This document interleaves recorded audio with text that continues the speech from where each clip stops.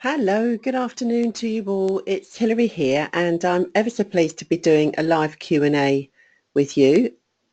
There's a few of you in the house already, which is great. So hello to you.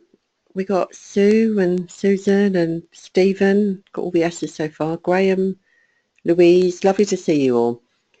I've had a couple of emails, several emails with questions. So I thought we'll crack on with those, the ones I've had.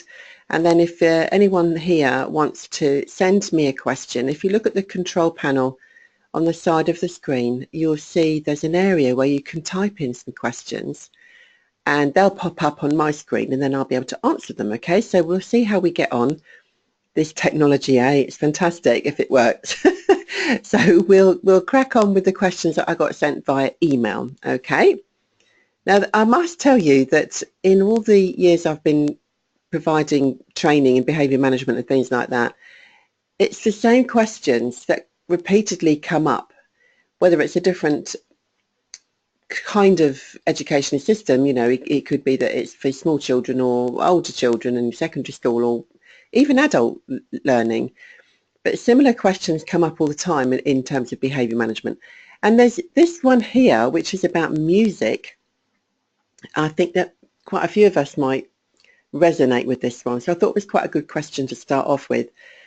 So the question from Elaine is that my students want to listen to music and I struggle with management of this versus staying on task. Any ideas? So that's the question.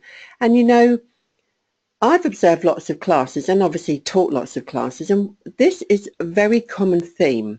There's two things that I want to say about this. The first one is there's nothing wrong with students listening to music if they are in a workshop scenario where they're being asked to produce some output after a period of time of 20 minutes, half an hour, whatever. It does help many students block out other distractions. So I quite champion the idea of it. However, you have to put some boundaries around it, because most often when you see a student plugging themselves in to the PC and then they start searching YouTube for a couple of nice tracks, and you end up with them spending a lot of time doing that, not much time working, and then only 3 minutes listening to a track. So the boundaries I put around that is if they want to do YouTube tracks, then they've got to make their own playlists, because they aren't able to go back to YouTube. Once they're set going with their music, that's the thing that they have to be listening to, not flipping screens. Or, of course, listen to it on their phones where they've got their own soundtrack. So that's one of the things I recommend with the music. The other thing is obviously keeping the headphones in is going to mean, for me, it's a bit of a safeguarding issue. I want to know that my students are going to be able to hear me should I need to get their attention. So I would recommend saying, as a boundary, you can only put one headphone in, one earphone. So that's a few bits of feedback there for you from me. If you want to add to that, please do so in the question section. Okay, just type in something as you go along. So that's a little bit about listening to music. Obviously, if you're teaching in primary school, you might not be having these issues at all. It's the older students that perhaps would be, this is really geared towards. Okay, so that's about listening to music. So another question that came in, this is from Graham. Thanks, Graham. He says, oh no, this is not from Graham. This is from Louise, I beg your pardon. I get really upset with swearing.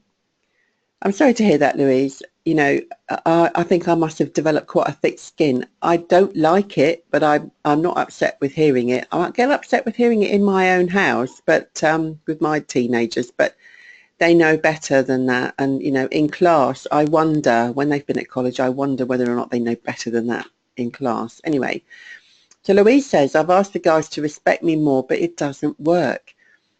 And, Louise, I really do sympathise with this.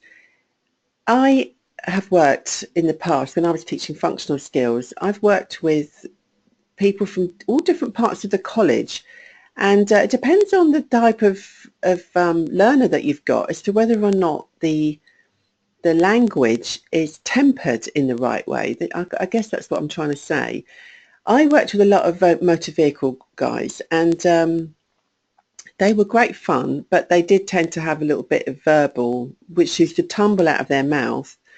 And if anyone had been observing it, or even if anybody had, you know, been a customer, then they might have been a bit put off by that.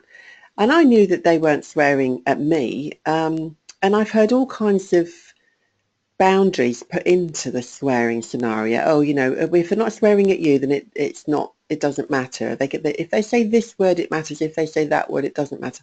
You know, it's such a big area of problem. Here's my feeling on it. Personally, I would. Some of my students have said, but I don't swear very much. And I've said to them, well, do you mind if I keep a tally? Or if the person next to you keeps a tally of the amount of times you swear, just so that we know, and invest a bit of time in that, and then they get, oh, you know, oh, didn't realise it was that much, miss, and stuff like that. And I know people that have said they have a swear box, but that's really good. But I suppose that's encouraging swearing, you know. You could use a non-verbal gesture to remind people that you don't want them to swear, and you know, you could cross your fingers and put it over your lips, kind of non-verbal for that, and send that message across the classroom. That's quite a nice idea. But the thing that worked the best for me was actually trying to modify the behaviour. So in order to modify behaviour, you need to be giving an alternative behaviour to try. And I heard this strategy a long time ago, and I tried it. And, you know, it's the most successful thing I've had with swearing. It's where you offer an alternative word. People have called it, you know, the word of the day, and they put it on the board, the expletive of the day. You put it on the board, and it could be chosen by the people in the class. And if it's motor vehicle, you might say this, you know, the word of the day is chassis, or the word of the day is exhaust. But that is word replacement. You know, you hear it, you hear about things like that, and you think, well, in practice, does it actually work? If you keep on with it, and it creates a much more light-hearted approach to changing the problems with swearing. I think that, you know, if your students, if you're asking them to respect you more by stopping swearing, it's because they don't know they're doing it, and it's not personal. So I think try a different approach. There's a few ideas there. I hope that helps with your question, Louise.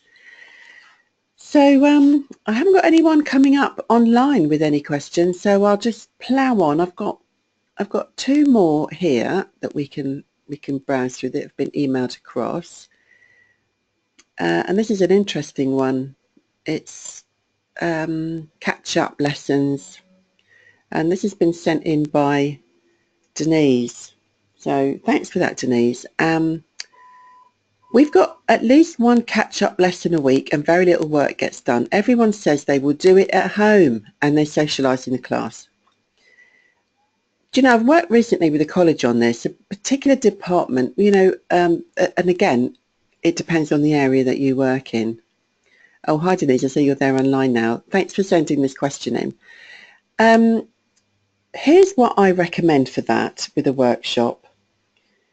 Set some targets, get everyone to, you know, structure your catch-up lesson more seriously. So tell everyone that they need to write down what they're going to do in the next 20 minutes, what their target is. And you should have a sheet for that so people can come up, write their name, put down what they're going to do, and then you can go back as the person monitoring that process, go back and see what they've done. More often than not, people feel a bit frustrated with themselves that they don't get anything done in those sessions because no one actually wants to do it at home. And if you have a culture where their class is a social environment, then no one's winning there. So make it more structured. You've got 20 minutes, 25 minutes to to do this piece of work. I will come back and check. And then, you know, you say, well, what's the next thing you're going to do? And if you give those sort of that help with time management and remove the option to make it a social event, I think everyone will benefit. If you don't get a whole lesson of work, you know, that you're sort of like setting out targets that cover 50 minutes or an hour, but you do have half an hour's worth of work, well, you are winning straight away. I know these catch-up classes, and people come and go out of the class. I've just got to go over to Mrs. Smith's class. I've got to pick this up. I've got to go to the LRC. And you don't know, people are coming and going all the time. It's a problem. And I do, we kind of put these catch-up classes together or make them available in order for your students to become more proficient, to keep going with their assignments so they don't fall behind. And yet if we don't manage it properly, the wheels fall off at the end of the day. I would say if your students are coming in and out of class during that kind of session, get them to sign in and sign out. Where did you go? Where are you going? Going to the LRC. Okay, so put your name and the time, and then I know where you are. And then when you come back in, you sign back in. That's a safeguarding issue also. I'm sure you'd agree with me. So Denise, I hope that helps. Would you give me some feedback and let me know? Thank you. Oh, you write me a little note. You say you already do your signing and signing out. Well, fantastic. But that's really good, because I see often that doesn't happen. It's a bit free for all. And I know that we're trying to, if you're working with older students, you're trying to make them more adult-like, but they still would tend to do a little bit of truanting within that class if they could. And if they're not accountable, then they will. So I hope that's helpful. So that's about your catch-up lessons, behavioural. I had an email, and I've just put this picture on to describe what the email was about. It's a tiredness in class. If you're working with teenagers of whatever age, I think you'll agree that tiredness is quite a factor, especially if you're first lesson and after lunch. We all get a little bit tired at those times of the day, but my point really here is if you are suffering from that, then at some point during the lesson you need to be addressing it. So for example, make a tactile task or get up and move about to keep the energy a bit higher. I know you can't do that for the entire lesson, but structuring it so that you've got an opportunity to do that. And if I saw a student with their head on the table, I would go over to them and say, I see you're having a bad day.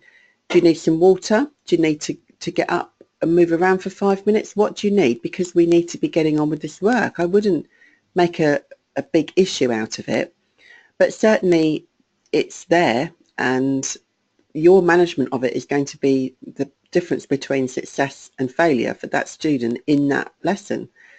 And if it happens all the time and you've always got a first lesson or one after lunch, then you need to factor something in to allow for it. It's not going to change without your input.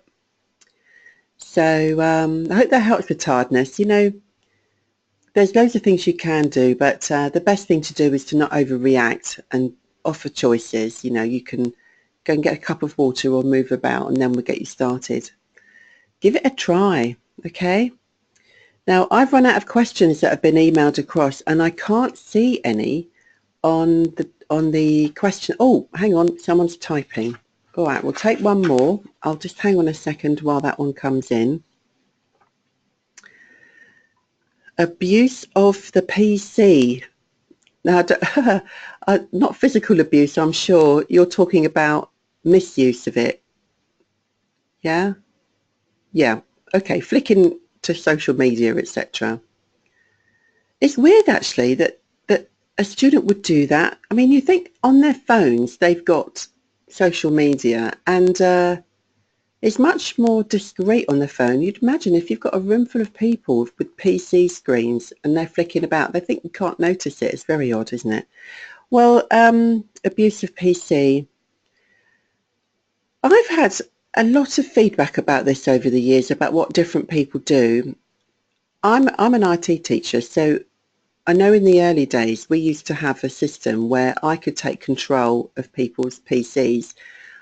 I used to be able to click a switch on my PC, and what they saw on their PC was what I wanted them to see. And so it also meant that if I wanted to do a whole group discussion or get everyone to the middle table, I could factor that in. And it was the best piece of kit I had as an IT teacher.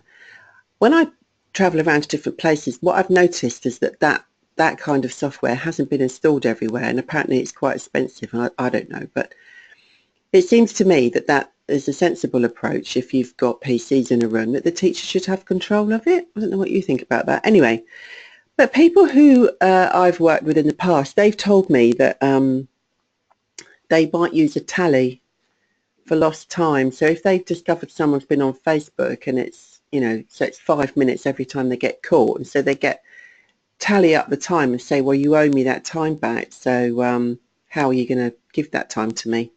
And then maybe set up a workshop for those that have missed the time. Think something like that. I don't know. Sometimes I would suggest that if there are people who are working very well, that you say to them, like, if it all goes well, you can go on to Facebook for 5 minutes, do it that way rather than penalising it if that's something that might work for you. So that's the abuse of the PC. So thanks for that question there, Lynn. Okay, is that everything? Well, good. We've covered it in record time. That was only 20 minutes, but maybe that's all you needed. So feel free to email questions to me another time, won't you? It's very good to hear what you're experiencing. And if you email them to me first, I'm much more likely to give some thought time to it and give you a fuller answer. All right, so this is Hilary signing off for today. I hope to see you again very soon. Look out for different bits and pieces that are coming along. Okay, bye for now.